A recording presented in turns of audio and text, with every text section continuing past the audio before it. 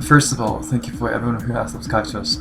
We started our channel a few months ago and we have 800 subscribers, which is amazing. Thank you so much. Unfortunately, my wife is back in America for her job right now, but we try to make more good videos. So, I got many comments asking me to give some advice on learning Japanese. I'm not a professional, qualified Japanese teacher or anything like that, but I think I can tell you how my friends from abroad who are in Japan learn Japanese. I'm a university student and I have a lot of exchange students on campus, so I ask them about the best way to learn Japanese. All students I ask can speak Japanese well, and their Japanese level is pretty high. So, the best way to learn Japanese, as you would know what the set first was, do your best to learn Japanese from Japanese people. Well, obviously that's why it's there studying at my university. I know it's not easy to do, it depends on where you live, but it's usually hard to find Japanese teacher. But if you're interested in homeschooling or studying abroad in Japan, you should. You can definitely learn a lot of things. Personally, I've never studied abroad, but I think many exchange students enjoy learning Japanese with Japanese teachers and students. I think I'll find it worth it. But for those who are kind of new to find Japanese people, I recommend a website called Language. Many of you have probably heard of it. As far as I know, it's one of the best websites for Japanese learners. You should definitely use this website to supplement your Japanese.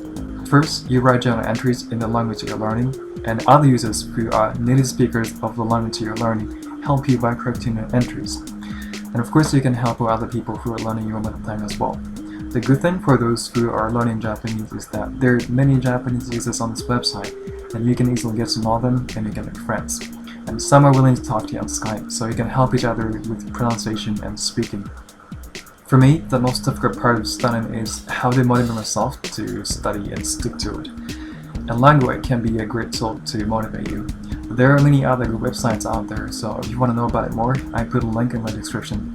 I've been using Language for a little while, and I've learned a lot from it. I can tell my writing has gotten better. And about speaking, if you want to be able to speak well, here's how I do it. Don't study. Please don't study. I didn't study how to speak. I learned how to speak. English, Japanese, Chinese, French, Korean, whichever language, they're all tools. And you do not study tools. You use tools. And in order to use it well, you've got to practice. There is a Japanese proverb that explains this. Narau yori nareo, which means practice makes perfect. So it's like sports. Just because you have good tools and you know how to play doesn't mean you can be a good player. You need to practice. So if you know the grammar, if you know the rules, if you have wide vocabulary, there you go. You can be a good writer, you can be a good reader, but you're not a good speaker. You need to practice. It's not uncommon for many Japanese people who have a good score on TOEIC tests to not even be able to converse at all. TOEIC stands for Test of English for International Communication. It's one of the most famous tests for English learners, especially in Korea and Japan. It develops skills in business English. It's a standard assessment tool that measures non-English speakers' abilities to communicate in English in professional and international situations. One time when I was taking a job interview, the interviewee sitting next to me was talking about how hard she studied to get a high score on TOEIC test. She spoke with great intensity. But once the interviewer asked her to introduce herself in English, she panicked, and all I could understand from what she said was, "I am human." Looking back, I think she wanted to say her major was anthropology, probably. In order to get such a high score, she must have studied really hard. She said she studied for the TOEIC test for 6 hours every day. And I look up those people who can do something that I can't do. I really do. But sitting in a chair and reading a textbook isn't going to make you a good speaker, no matter how long you study. You've got to practice. About how I did it, it's actually very simple. I wrote useful sentences in a memo pad and then said it out loud until my tongue memorized that, so it would just come out without thinking about the grammar next time I want to say. But it's not about how good your memory is, but it's about how much your tongue and you yourself get used to saying it. There are thousands of methods to learn foreign languages, but you've got to speak and practice to be a good speaker, whichever language you learn. But it doesn't take you that long, as long as you keep practicing.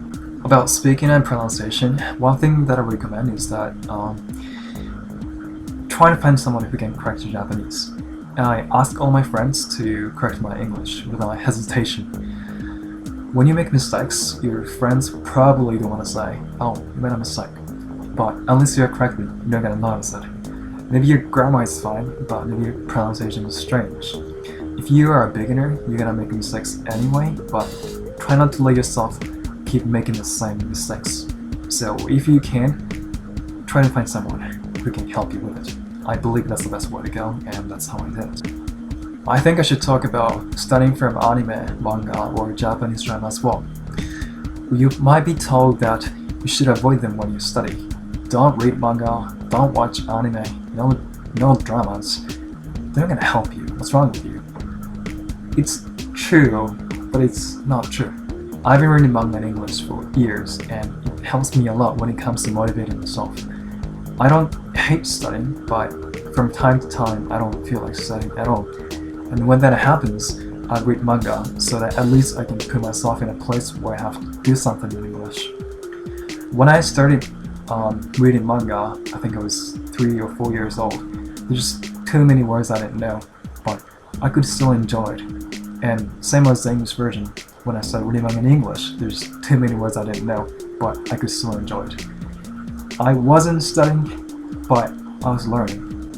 But I've never taken it as the main studying tool, and I do not recommend you to use them if you're just starting out learning Japanese, because you have no idea what the hell I'm talking about with the subtitles. And even if they're subbed, some anime, well actually many anime, use strange words and things you never hear in real life. But if your Japanese level is intermediate, or if you know the basics, then I think it's totally fine to use dramas, videos, movies to get used to Japanese. You can take some the useful phrases and words and use it in real life to improve your speaking, like I do. So if you're going to use them as study materials, then pick the ones that don't sound unrealistic. And if you can even tell, then it's better if you just watch it for fun.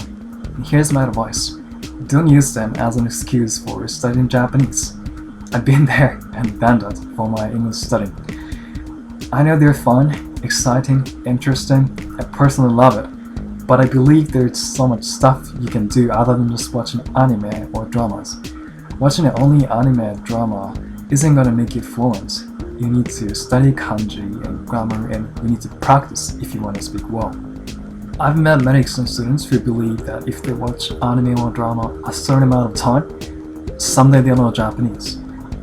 I don't think it's impossible, but it's not that efficient.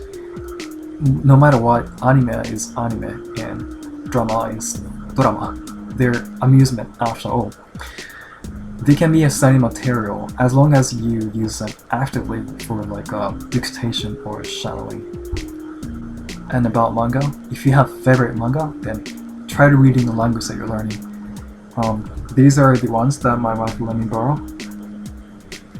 Death Note. These are really good. If you haven't read them, you should try. And they're all written in English.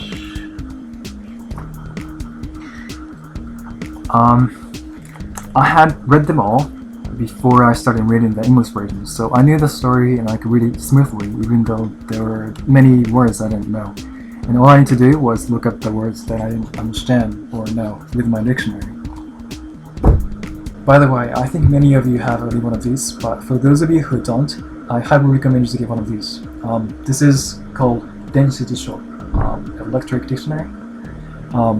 If you study in Japan, you probably noticed that all Japanese students have one of these. They usually get one when they enter high school. You can look up words very easily. Some dictionaries have like a special sensor, so you can write in kanji, and it finds the kanji you're looking for. If you plan on studying abroad in Japan, you probably need one of these.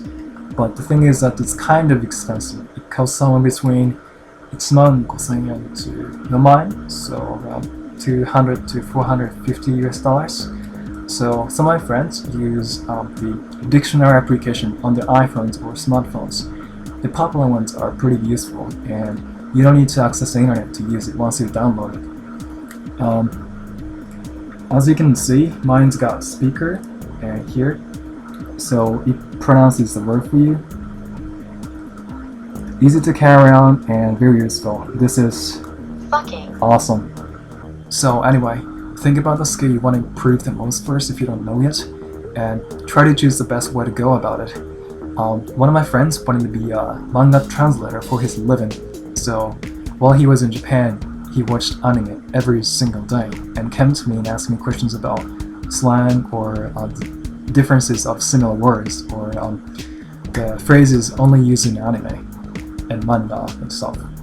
And one wanted to be an English teacher in Japan, and she wanted to be able to communicate with her students better, so she always talked to me in Japanese and asked me to tell her the useful and conversational phrases in Japan. So maybe, just maybe, thinking about why and for what you're studying before you open textbooks, before you start watching anime, might help you. Thanks for watching.